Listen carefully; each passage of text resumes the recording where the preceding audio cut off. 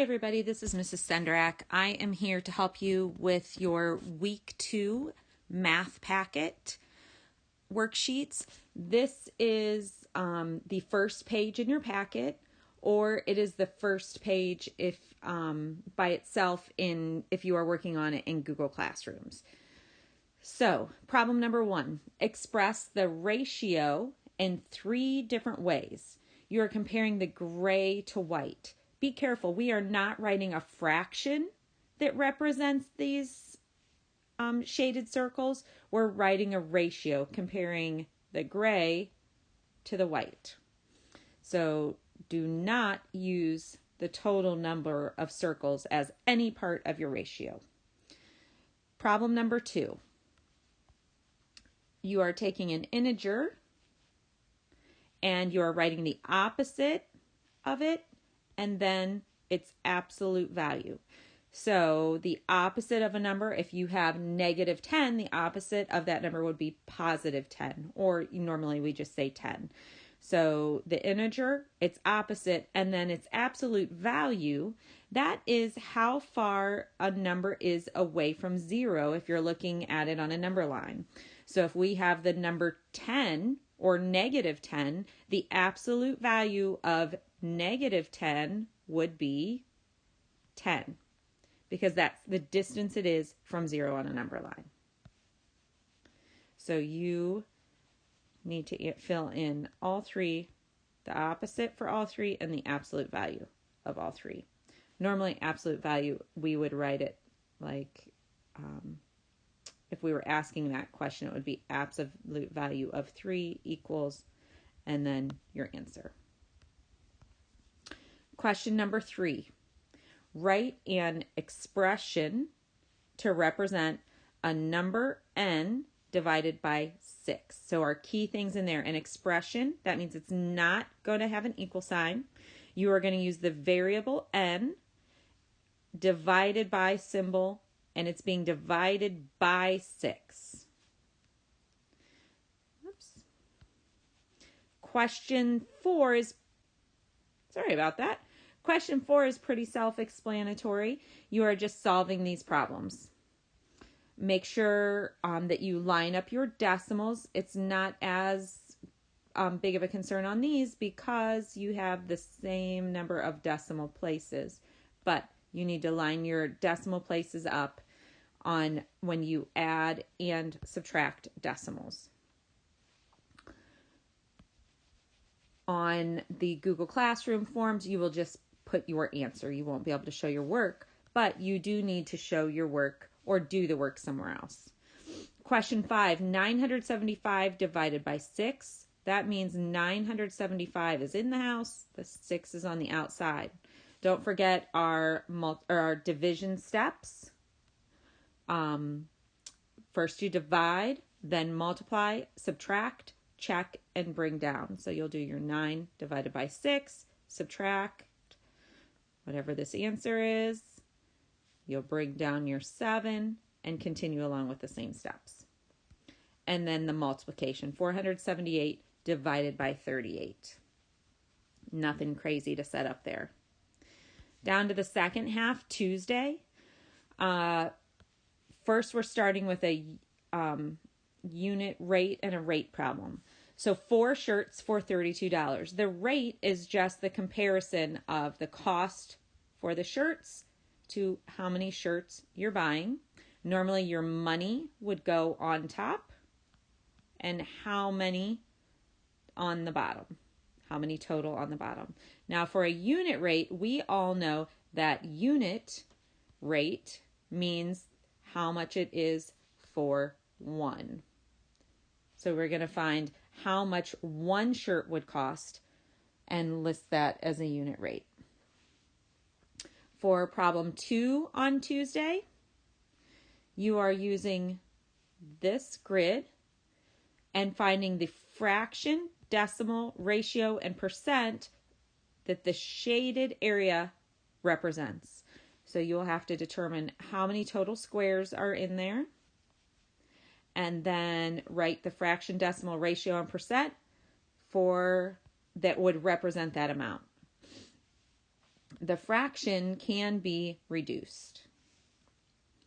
If you are doing this on Google Classroom, when you write a fraction, you will use a / bar to show your fraction bar. Question number 3 on Tuesday. What is 50% of 80? We can do this problem as a part whole, and then we know this top box would be our part percent, and our bottom box would be our whole percent. So you can fill in the numbers that you know. You know the whole, you know the part percent, and then you may use a few different strategies. The one that we used most, I know in Mr. Burley's class, and I think also in Miss Comfort's, was cross multiplication. So you would cross multiply. This answer would then be the same for down here. And then you would have to divide to find out what your part would equal. Question number 4. This has a couple parts. Ken grew 4/5 of an inch last year. Sang grew 3/8 of an inch. Who grew more and by how much? So we have part 1 is who. Number 2, how much more did they grow by? So there will be 2 answers for this problem. And let's look at how to solve it. If we know that Ken grew 4/5 of an inch and Sang grew 3/8 of an inch, we cannot compare or do any operations with these 2 fractions because they don't have a common denominator. So we need to find the least common multiple to find the common denominator. And we can do that by listing out the multiples of each number, 5, 10, 15, etc. And then down here we would do 8, 16, 24, 32, and keep going. Oops, not to a new page, but keep going until you find an answer that you can use for both of your denominators. And then whatever you do to your denominator, whatever you multiply it by, you also have to do to the top. Same up here. Whatever you multiply your 5 by to get your new denominator, you have to do the same to the top. Then you'll be able to compare those 2 fractions, see which person grew more. That'll be answer number 1. And then to find let me erase a little bit here so we can see, to find by how much they grew, you're finding the difference. So think about what operation you use to find the difference between 2 numbers. So that's the 2 steps to problem number 4. Last one, problem number 5. Complete the table, which if you are on Google Classroom, you will not be able to do that online. But you can draw that out or use a printed copy of this to complete the table. And then you are going to graph the coordinates. Here is the problem that we use. This is like an input-output table. We're using the problem or the equation y equals x plus 2 to solve for these. So basically you can do this by fill and kill. Let's add another sheet in here. So if we have y equals x plus 2, and if we just take the first examples, if we know that x equals 0, then y has to equal 2. They already have that one filled in for us. So let's take a look at the next one, how we would do it. So if we use that same equation for every box in the problem, or every set of cells, we would have y equals x plus 2. And then if we substitute in that 1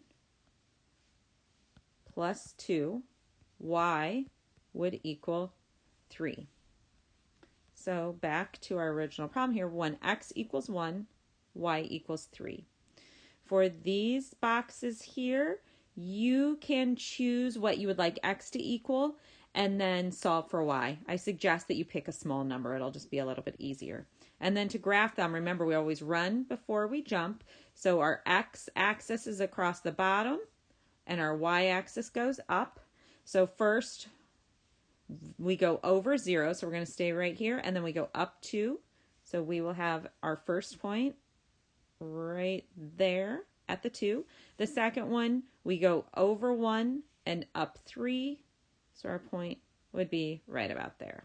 And then after you finish the rest of these, you can plot them on the line. If you have any questions, don't hesitate to contact your teacher.